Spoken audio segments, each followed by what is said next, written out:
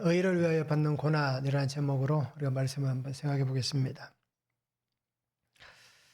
한 여인이 전쟁터에 나가 있는 남편에게 편지를 씁니다.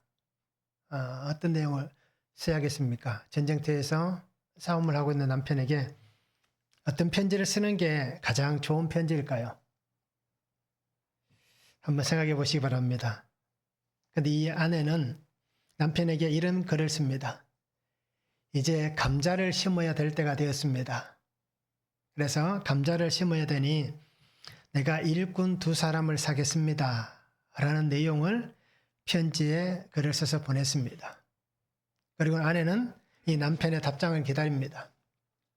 자, 남편이 이 편지를 받고 이런 글을 씁니다. 사랑하는 부인, 밭을 절대로 갈아서는 안 됩니다. 밭을 절대는 갈아서는 안 된다라고 얘기합니다. 그러면서 이유를 이렇게 얘기합니다. 왜냐하면 그 밭에 무기를 감추어 두었기 때문입니다. 라고 이렇게 답장을 쓴 거예요. 그런데 이 편지가 어떻게 됐을까요? 답장을 쓴 지 이틀 3일 정도 지난 무렵에 헌병들이 이 집을 찾아갑니다. 아내 혼자 있는 이 집을 찾아가서 헌병들이 그 밭을 구석구석 다 파헤치는 거예요. 왜 그럴까요?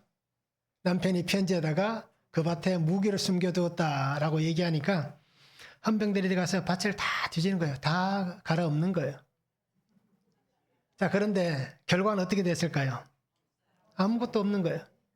그래서 아내가 의아해하면서 남편에게 이런 편지를 씁니다. 무슨 영문인지는 모르지만, 그죠? 오늘 헌병들이 와서 밭을 구석구석 다 파헤치고 갔습니다. 라는 내용을 적어서 남편에게 편지를 보냈습니다. 이 편지를 받은 남편이 아내에게 이렇게 답장을 합니다. 사랑하는 부인, 이제는 감자를 심으십시오. 이렇게 편지를 보낸 거예요. 자, 그냥 얘기입니다. 그죠? 뭐 이런 일이 실제로 일어날 수도 있고 또 일어나지 않을 수도 있습니다. 자, 그런데 오늘 우리가 이 말씀을 통해서 한 가지, 이 얘기를 통해서 한 가지 배울 수 있기를 원합니다. 그건 뭘까요? 우리의 마음밭을 갈아엎으셔야 됩니다. 기경하셔야 됩니다. 아직 추운 겨울입니다. 이제 곧 농사 짓기 시작할 때가 곧 다가옵니다. 그러면 겨울철 내내 꽁꽁 얼어붙었던 밭을, 논을 이제 다 갈아야 되는 거예요. 그래야 농사를 지을 수가 있습니다. 그래서 올해 한 해 우리 성도님들이 시작하는 이제 1월이 다 끝나갑니다. 밭을 열심히 갈고 있는 분도 계실 거고, 그죠? 아직도 저처럼 그냥 겨울잠을 자는 사람도 있을 거고, 우리는 여러 가지 모습으로 있습니다. 그러기에 하나님의 말씀의 씨앗이 나의 밭에 잘 뿌려져서 그 씨앗이 죽어서 살아날 수 있도록 우리가 이제는 밭을 좀 가시기 바랍니다. 이제 풀만 나게 할 수는 없잖아요.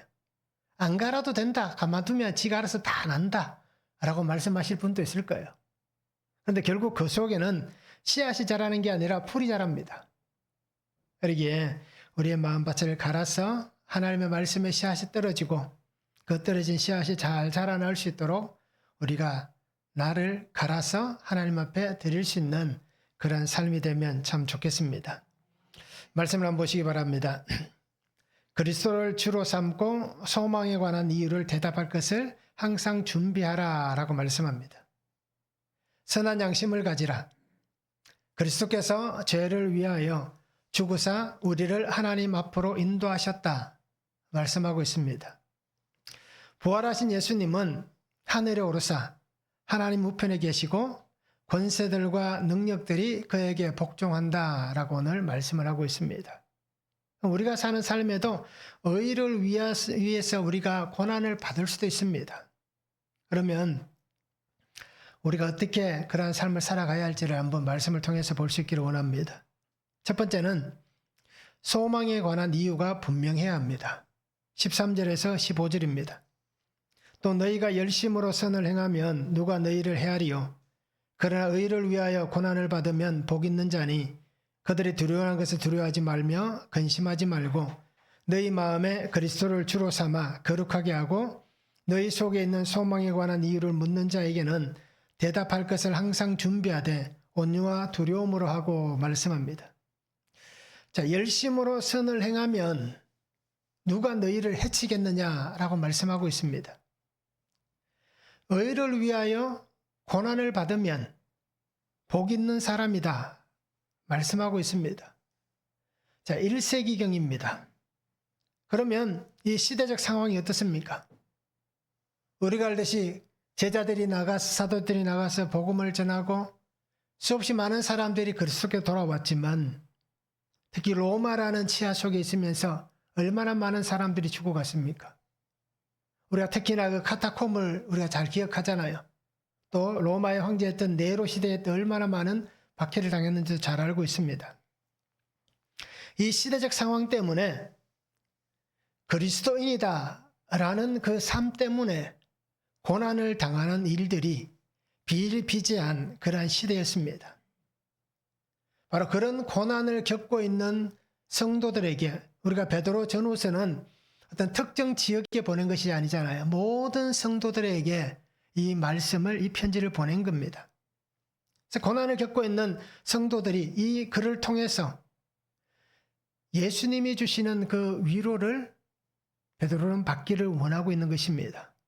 그래서 오늘 말씀을 마태복음 5장 10절에 예수님께서 하셨던 말씀, 의를 위하여 박해를 받은 자는 복이 있나니 천국이 그들의 것임이라 라고 하는 이 말씀에 의지해서 기초를 해서 베드로가 이 글을 적은 것입니다. 그러면서 이렇게 얘기합니다. 그들이 두려워하는 것을 두려워하지 말라. 근심하지 말라. 너희 마음에 그리스도를 주로 삼아 거룩하게 하라. 소망에 관한 이유를 묻는 자에게 대답할 것을 항상 준비하라. 분명히 얘기를 하고 있습니다. 근심하거나 두려워하거나 걱정할 필요가 없다라고 얘기합니다. 그러면서 베드로가 하는 얘기는 그겁니다. 소망에 관한 이유. 만약에 누군가가 너는 그렇게 고난을 당하면서도 그렇게 힘들게 살아가면서도 왜 예수님을 믿고 있느냐? 라고 묻는다면 그 예수님 소망, 그것에 대한 분명한 이유를 말할 수 있는 그런 삶이 되어야 한다라고 얘기를 합니다. 자, 성도들은 예수님을 주로 모시고 살아가는 사람들입니다. 그래서 주님과 함께 그 삶의 길을 걸어가고 있습니다. 그래서 나의 이 모든 환경이 주님 안에 있다. 또는 주님 앞에 있다. 라는 이 고백이 오늘 우리들에게 있는 그 삶을 성도로서 우리는 살고 있는 것입니다. 그런데 우리가 성경에 기록된 말씀을 통해서 알 수 있듯이 또는 예수님을 통해서 우리가 알 수 있고 사도들이 살았던 삶을 통해서도 알 수 있듯이 어떻습니까? 주님과 함께 살아도 우리 삶에 원하지 않는 일들은 생겨나는 겁니다. 누구보다도 힘들 수도 있고요. 누구보다 어려울 수도 있고 누구보다 더 아픈 질병에 빠져들 수도 있는 겁니다. 즉 이것을 한마디로 얘기하면 예수님과 함께 살아도 고난은 우리에게 찾아오는 것입니다. 그러게 오늘 베드로가 한 말씀같이 두려워하거나 근심할 필요가 없다라는 것입니다. 왜냐하면 베드로 자신이 그렇게 살았잖아요. 예수님 때문에 수도 없이 많은 고난과 아픔을 겪으면서 지금도 복음을 전하고 있는 것입니다. 그러니까 오늘 우리는 살아가면서 이 소망에 관한 이유가 있어야 합니다. 베드로에게는 분명한 예수님, 그 소망에 관한 이유가 있었습니다. 오늘 여기 사용된 소망이라는 엘피스라는 단어는 기대한다 또는 희망한다 라는 뜻입니다. 그래 내가 그리스도의 사람이 되고 그리스도의 사람으로 살아가는 삶의 이유가 뭐냐? 누군가가 나에게 묻는다면 너는 왜 교회를 다니느냐? 라고 묻는다면 내가 왜 그리스도의 사람이 되었고 그리스도인으로 살아가고 있는지에 대한 그 이유를 분명하게 전할 수 있어야 하는 겁니다. 누구든지 우리에게 물을 수 있습니다. 그러면 이것이 우리가 말을 할 수 있어야 되는 겁니다. 그냥 교회 다녀보니까 좋더라, 이렇게 말씀하셔야 됩니다. 예수님께서 나를 위해서 죽으셨다. 그리고 내가 예수님 때문에 구원을 받았다. 그죠? 우리는 수없이 많은 것을 얘기할 수 있습니다. 소망은 미래에 대한 주관적인 계획입니다. 이것을 어떻게 보면 철학적인 의미로 이렇게 표현하더라고요. 소망은 미래에 대한 주관적인 계획이다. 또는 소망은 현재의 삶을 초월한다. 이렇게 표현을 하더라고요. 이건 철학적인, 어떻게 보면 논리적인, 우리가 인문학적인 표현이다라고 볼 수 있지만 성경에서 말하는 소망은 무엇인가라는 겁니다. 우리가 생각하지 그냥 미래에 대한 주관적인 계획이고 현재 삶을 초월해서 내일이 좋을 것이다 라고 하는 그것으로만 끝을 내는가? 아니면 성경에서 말씀하고 있는 것 같이 이 소망이 분명히 무엇인지를 알아야 되는 겁니다. 소망은 우리 인간의 태도를 나타내는 게 아닙니다. 이 소망은 하나님께서 우리를 향하신 구원의 객관적인 은혜, 내가 구원받은 이 주관적인, 내가 얘기할 만한 나의 주관을 가지고 얘기하는 것보다는 객관적인 은혜, 누가 봐도 예수님을 믿는 그 사람, 예수라는 소망을 가진 그 사람, 예수님의 소망을 지향하는 그 사람에게는 구원의 객관적인 유익이 나타난다. 구원의 그 은혜가 있다. 구원의 은혜로 살고 있다라는 것이 보여지는 것, 들려지는 것, 이것이 바로 성경에서 말하고 있는 소망이다라고 말을 하고 있는 것입니다. 에베소서 2장 12절의 말씀을 이렇게 하잖아요. 그때 너희는 그리스도 밖에 있었고 이스라엘 나라 밖의 사람이라. 약속의 언약들에 대하여는 외인이요 세상에서 소망이 없고 하나님도 없는 자이더니. 여기서 얘기하는 소망도 있습니다. 소망이 없었다. 그죠? 하나님이 없었다라는 표현을 쓰잖아요. 왜요? 소망은 예수 그리스도 안에서 주어진 구속의 구원의 은혜이기 때문에.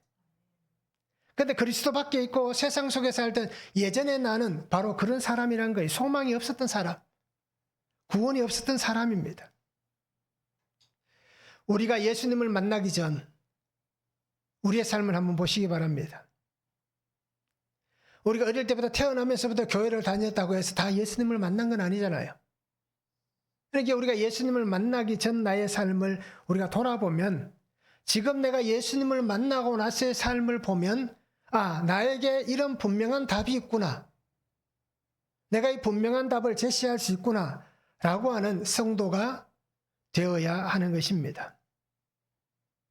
그래서 오늘 성도님들은 소망이신 예수님에 대해서 무엇을 말씀하시겠습니까? 소망에 대한 분명한 이유를 가지시기 바랍니다. 그래서 누구에게든지 그죠? 그렇게 말할 수 있는 예수님이 나의 주님이십니다 라고 고백하고 어떻게 보면 전도까지 할 수 있는 그런 우리의 삶이 되면 좋겠습니다. 한번 적용해 보시기 바랍니다. 나의 고난과 삶의 모든 환경은 무엇 때문에 생겨납니까? 왜 생겨납니까? 나의 고난과 나의 삶의 환경, 내가 겪고 있는 이 모든 것들은 무엇 때문에 생겨났는가? 예수님 때문에 생겨났을 수도 있고, 그죠? 아니면 나 때문에 생겨났을 수도 있는 거예요. 솔직하게 우리가 한번 적용해 보시기 바랍니다. 누구 때문인가? 나의 소망이신 예수님에 대해서 무엇을 말씀하시는지를 한번 잘 생각해 보시면서 나에게 예수 그리스도 믿는 믿음에 대해 묻는다면 나는 무엇이라고 답을 하겠습니까? 너의 소망이신 예수님에 대해서 내가 묻고 싶다. 그러면 너에게 있어서 예수님은 무엇이냐? 묻는다면 우리가 무엇으로 답할 것인지 한번 적용해 보시기를 바랍니다.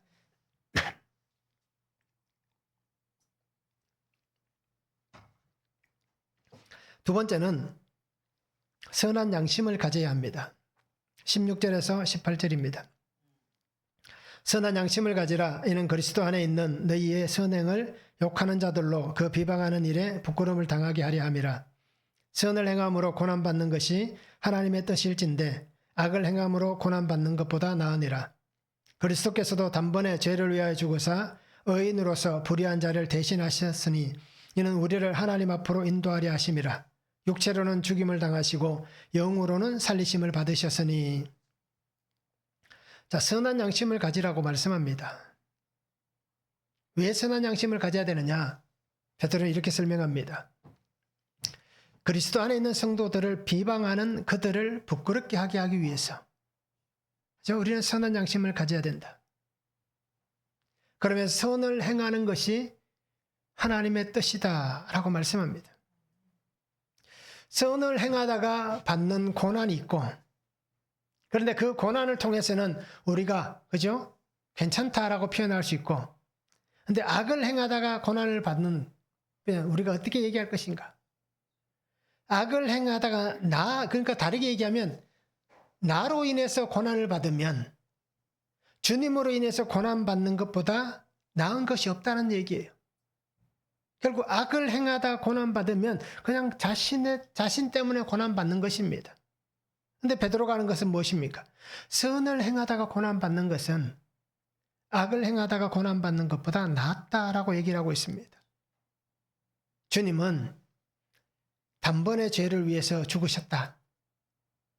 그리고 의인으로서 불의한 자를 대신하셨다라고 얘기합니다. 그래서 그 주님께서 우리를 하나님 앞으로 인도하고 계신다라고 말씀합니다. 자, 그리스도인이 선한 양심을 가져야 합니다. 왜 선한 양심을 가져야 되느냐? 오늘 베드로는 선한 양심이라고 표현하고 있고요. 바울은 디모데전서 1장 19절에서는 믿음과 착한 양심을 가지라라고 얘기합니다. 그리고 디모데전서 3장 9절에서는 깨끗한 양심에 대해서 얘기를 하고요. 디모데후서 1장 3절에서는 청결한 양심에 대해서 얘기를 합니다. 그러면 우리가 선한 양심, 깨끗한 양심, 착한 양심, 청결한 양심, 예수님을 믿는 우리가 왜 이 선한 양심을 가져야 할까? 왜 성경은 우리에게 선한 양심을 가지고 살아야 한다라고 말씀을 할까요? 우리는 선할 수가 없잖아요. 깨끗할 수가 없고 청결할 수가 없습니다. 그런데 왜 청결해졌고 깨끗해졌고 선해졌습니까? 베드로가 오늘 말씀하듯이 그리스도께서 단번에 죄를 대신해서 죽으셨기 때문에, 예수님께서 십자가에서 죽으셨기 때문에 우리가 그 주님의 보혈의 은혜로 깨끗함을 받았기 때문에 우리는 선한 양심을 가지고 착한 양심을 가지고 정결한 양심을 가지고 살아야 되는 거예요. 그렇게 살게 하기 위해서 우리에게 새 삶을, 예수님께서 십자가를 지시고 이 구속의 길을 걸어가시면서 우리에게 이 새 삶을 주셨기 때문에 우리는 이전의 삶이 아니라 예수 안에서 새로운 삶을 살아가는 것입니다. 결국 우리는 죄로 인해서 죽는 인생입니다. 우리는 죽음의 자리에서 내일이라는 소망이 없던 사람들이었습니다. 그런 우리에게 하나님께서 예수님을 통하여서 긍휼의 은혜를 우리 안에 세워주셨고, 그 긍휼하신 은혜 안에서 우리가 새롭게 살아갈 새 소망을 우리에게 주신 것입니다. 그리고 우리는 나의 삶 자체가 이제는 새롭게 된 은혜를 입은 것입니다. 우리는 예수님의 선하심을 입었습니다. 우리는 예수님의 성결을 입었습니다. 예수님께서 그 피를 다 흘려주셨기 때문에 그 피를 가지고 우리가 죄 씻음을 받은 것입니다. 구약시대에 제사를 드리면 어떻습니까? 속죄제를 드릴 때 어떻게 합니까? 드린 양의 피를 뿌리잖아요. 그와 똑같이 우리 죄를 속하기 위해서 예수님께서 십자가에서 자신의 피를 뿌려주신 거예요. 그러게 우리는 그 피를 통해서 씻음을 받았기 때문에 이제 나의 삶 자체가 이전의 삶이 아니라 새롭게 되어져 있는 삶이다라는 것입니다. 그러면 우리는 어떻게 해야 될까요? 이전의 습관들, 이전의 삶의 행동들, 이전의 삶의 생각들, 이전의 삶의 방법들, 이전의 삶의 가치들, 우리가 이전에 늘 하던 말들, 내가 가지고 있는 모든 것들, 이제는 새롭게 변화가 돼야 되는 겁니다. 말도 달라져야 되고요. 행동도 달라져야 되고요. 생각도 달라져야 되고요. 가치도 달라져야 됩니다. 히브리서 10장 22절에 이렇게 말씀합니다. 우리가 마음의 뿌림을 받아 악한 양심으로부터 벗어나고 몸은 맑은 물로 씻음을 받았으니 참마음과 온전한 믿음으로 하나님께 나아가자. 이전에 나의 삶의 습관들은 이제 벗어내야 되는 거예요. 그래서 히브리서 기자는 악한 양심이다라고 표현을 합니다. 이전에 나의 삶은 악한 양심이었다. 그러니까 내가 이 악한 양심을 벗어버려야만 하나님이 나를 맑고 깨끗하게 씻으시는 참마음과 온전한 믿음 안에서 하나님께 나아갈 수 있다 라고 말씀해 주시고 있는 것입니다. 그리고 우리는 악한 양심, 이 삶의 태도를 예수님의 선함으로 벗어내야 되는 겁니다. 빌립보서 2장 5절 말씀 우리가 잘 알잖아요. 내 마음에 이 마음을 품으라고 그리스도 예수의 마음이. 선한 양심은 예수님의 마음입니다. 오늘 나는 어떤 마음을 품고 있습니까? 나의 안에 있는 것이 나의 삶에 나타나고 보여지는 것들입니다. 내가 어떤 마음을 가지고 있느냐, 그것이 분명하게 보여집니다. 아무리 감추고 가리려고 해도, 그죠? 어느 순간 자기도 모르게 그것이 툭 나타나게 되는 거예요. 누가복음 6장 45절에 이렇게 말씀합니다. 선한 사람은 마음에 쌓은 선에서 선을 내고 악한 자는 그 쌓은 악에서 악을 내나니 이는 마음에 가득한 것을 입으로 말함이니라. 아무리 조심하고 숨기고 숨겨도 어느 순간 툭 하고 나올 수밖에 없다는 겁니다. 우리는 그냥 일반 서민이니까 누가 그렇게 살아도 손가락질하거나 비난하거나 할 사람이 없지만 그냥 우리가 연예인을 통해서 놓고 보면 어떻습니까? 10년, 20년 동안 잘 숨기고 살아도 어느 순간 한 번이 툭 나타나잖아요. 그죠? 그러면 결국 그렇게 툭 나타나는 게 어떻습니까? 자기였다는 거예요. 그럼 그 사건으로 인해서 한순간에 모든 것을 잃어버립니다. 우리도 마찬가지입니다. 자신의 불의 악함은 숨겨도 언젠가는 보여집니다. 그죠? 또는 나의 선함과 또 아름다운 마음들, 아무리 표현 안 하려고 해도 언젠가는 그 선함도 보여지게 되는 것입니다. 그러기에 어르신들이 하는 말씀이 늘 있잖아요. 사람은 오래 겪어봐야 안다. 이런 말씀들을 늘 하잖아요. 왜요? 살아온 삶의 연륜을 통해서 보니까 한두 번 만나서는 안 되는 거예요. 수십 년을 같이 만나면서 지내봐야, 그죠? 이 사람이 어떤 사람인지 알 수 있다는 거예요. 또 우리가 알듯이 술 드시는 분들은 그렇게 표현하잖아요. 술을 같이 한잔 해봐야 그 사람이 누군지 알 수 있다라고 그렇게도 얘기하잖아요. 왜요? 술을 드시고 나면 자기가 나타나기 때문에 그런 표현들을 하시더라고요. 자, 그러니 우리가 말하는 것, 행동하는 것, 생각하는 것, 선을 쌓으시겠습니까? 악을 쌓으시겠습니까? 들키지 않기 위해서, 보여지지 않기 위해서 수고의 시간들을 다 보냅니다. 저도 그렇고요. 들키지 않으려고 수고의 시간을 다 보내고 있습니다. 목사니까 조심합니다. 그런데 열심히 감추려고 해도 안 감춰지는 데가 누가 얘기하겠습니까? 우리 사모님한테는 안 감춰집니다. 그러니까 그냥 툭툭 나오는 거예요. 말도 그냥 툭툭 하고. 근데 밖에 나가서는 어떻게 합니까? 조심해서 하고, 말도 조심하고, 행동도 조심하고, 혹시라도 내가 하는 말 때문에 상처받으면 어떡할까? 늘 그렇게 사는 거예요. 들키지 않으려고, 보여지지 않으려고 이런 수고의 시간들을 보내고 있습니다. 그러면서 자신을 위장하잖아요. 회칠한 무덤이라는 표현을 예수님이 쓰셨잖아요. 나는 깨끗하다. 나는 선하다. 나는 착하다. 나는 관대하다. 우리 늘 이렇게 얘기합니다. 그런데 실상은 그렇지 않다라는 겁니다. 그래서 정말 우리가 선한 사람이 되고 예수님이 우리를 깨끗하게 해주신 청결하고 깨끗한 양심을 가지고 살아가는 성도가 되기 위해서는 예수님을 닮으시기 바랍니다. 그래서 작년에는 우리가 한 해를 잘 못 닮았습니다. 그래서 한 해 더 예수님을 닮은 성도가 되자라고 말씀을 드렸습니다. 그래서 우리가 예수님의 마음으로 사는 성도가 되시기 바랍니다. 닮아가시기 바랍니다. 그래서 예수님 안에서 정직하고 진실되게 살듯이 누구에게든지 정직하고 진실되게 살아갈 수 있는 그런 삶이 되면 참 좋겠습니다. 한번 적용해 보시기 바랍니다.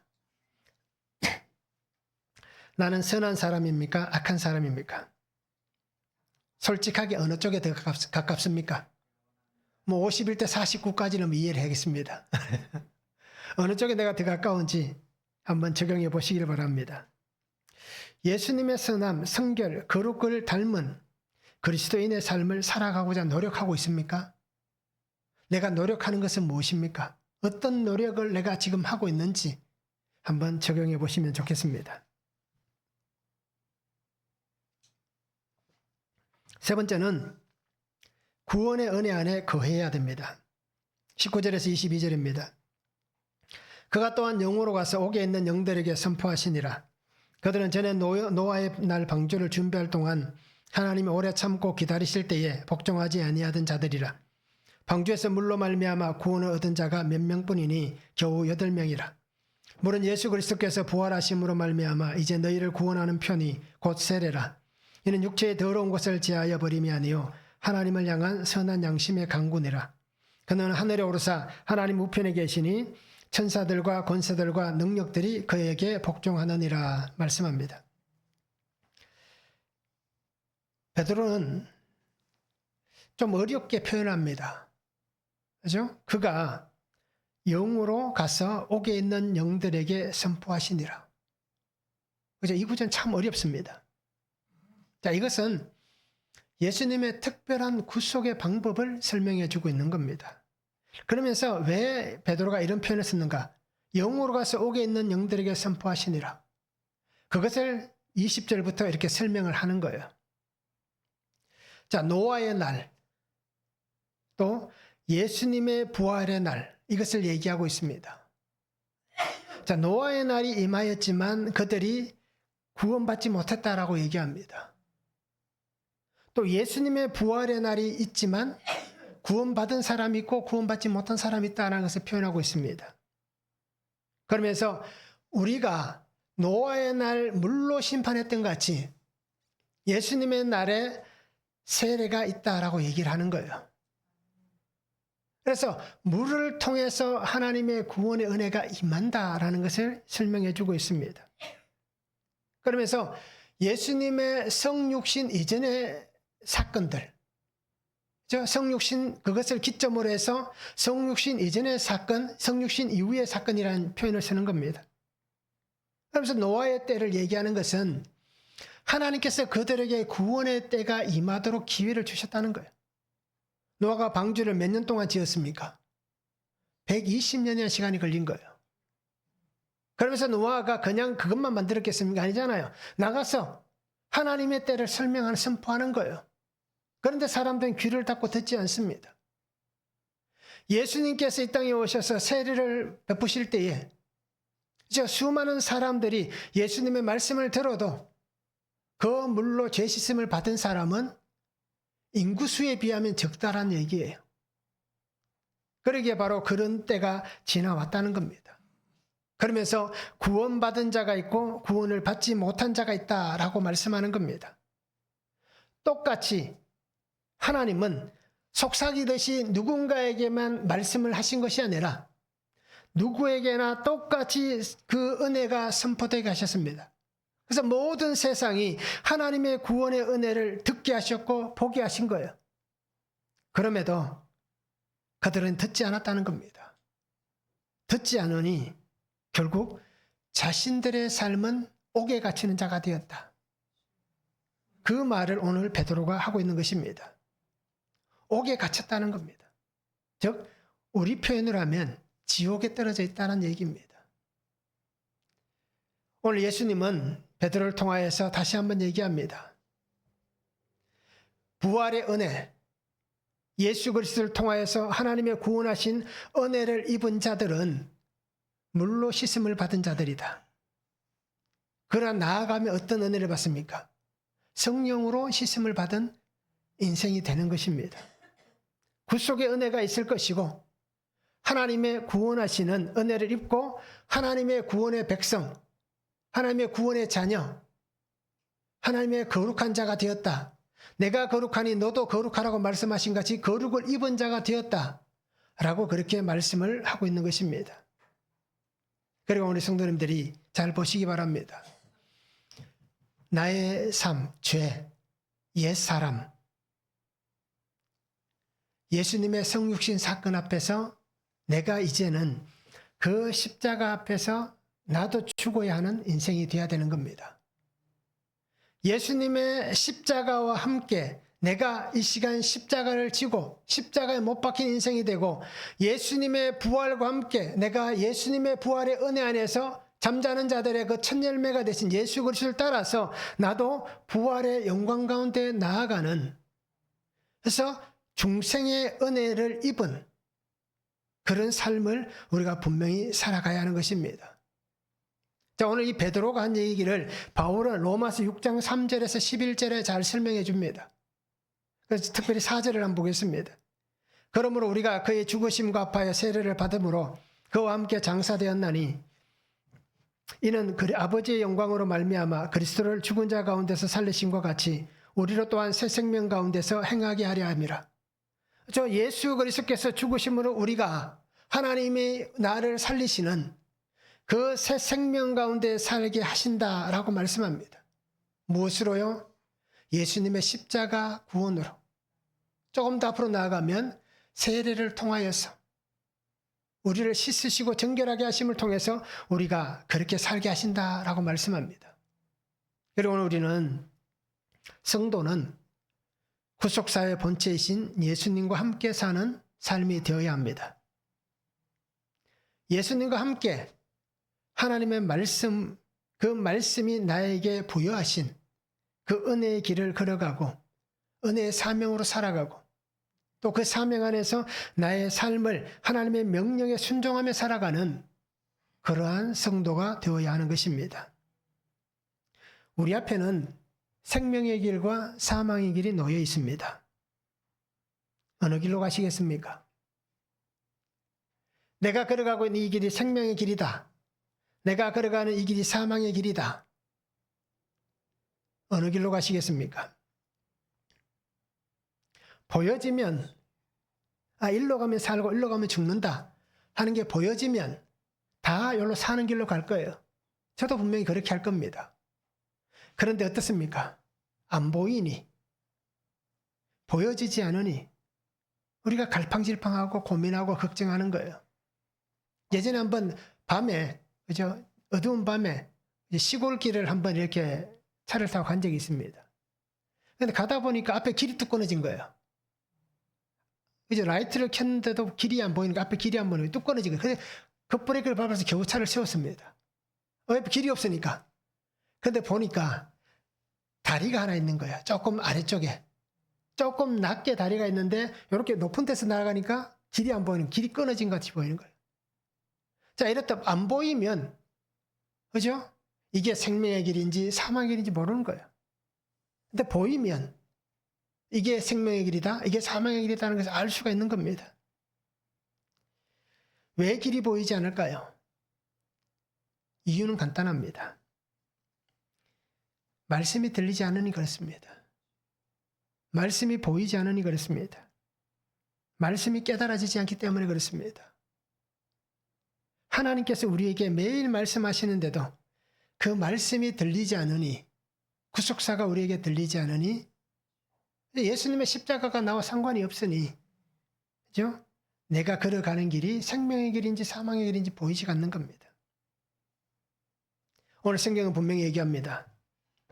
말씀대로 살아가야, 저 말씀을 듣고 그 말씀대로 살아가야 우리가 사는 길이 구원의 길이 생명의 길이 될 수가 있는 겁니다. 말씀이 들리지 않아서 내가 가고 싶은 대로 가면 결국 내가 걷는 길이 사망의 길이 될 수도 있다라는 것입니다. 그리고 오늘 우리는 갈라디아서 2장 20절의 말씀과 같이 그렇게 사시기 바랍니다. 이제는 내가 살지 말고 나의 안에 예수님께서 살아가시는, 그죠? 예수님이 살아있는 그러한 성도의 삶을 살아가시기 바랍니다. 그래서 예수님의 생명, 그 구속의 은혜, 영원한 하나님의 나라에 나의 처소가 예비되어져 있다. 나는 지금 죽어도 천국 간다. 누구에게든지 당당하게 얘기하시기 바랍니다. 나는 죽으면 천국 간다. 내가 천국 안 가게 하면 하나님 손해다. 그렇죠? 이렇게 얘기하면서라도 나는 무조건 죽으면 천국 간다. 이렇게 우리가 누구에게든지 얘기할 수 있는, 예수님이 약속하셨잖아요. 내가 가서 너희의 처소를 예비하겠다. 그렇죠? 다 준비되면 오겠다. 아마 다 해놓으셨을 거예요. 그런데 우리를 참으시고 기다려주시는 거예요. 아직도. 그리고 오늘 성도님들이 항상 나에게 예수님과 함께 살아가는 삶이 되도록 그렇게 기도하시고요. 그래서 우리가 구원의 은혜 안에 거할 수 있는 그런 삶이 되면 참 좋겠습니다.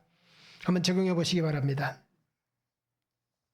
나는 변화된 또는 새로워진 새 사람입니까? 아니면 아직도 옛 사람입니까? 어떻습니까? 나는 새 사람인가요? 아니, 나는 그냥 옛 사람인가요? 우리는 가끔씩 그런 사람들이 많습니다. 주위에 보면 빈티지를 좋아하는 사람들이 많습니다. 그렇죠? 그래서 옛날 것들을 참 좋아합니다. 그래서 옛날 가구도 낡은 것을 가져와서 이렇게 잘 다듬어서 그저 사용하고, 또 뭐 자동차도 오래된 차들, 그래서 올드차 그래가지고 굉장히 그것을 또 아끼고 좋아하는 사람들도 있습니다.